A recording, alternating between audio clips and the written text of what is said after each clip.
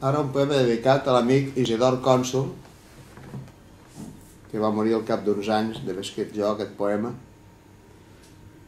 i que té al final una mena de premonició sobre el que pot passar a Catalunya encara, diguem-ho així, no?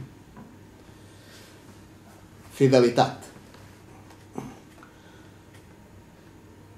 En la calma d'avui, sense vent, sense onades, l'antiga llengua escolta sirenes de malfat. Quan la fatiga ajup tantes veles inflades, solcarem el mar blau de la fidelitat.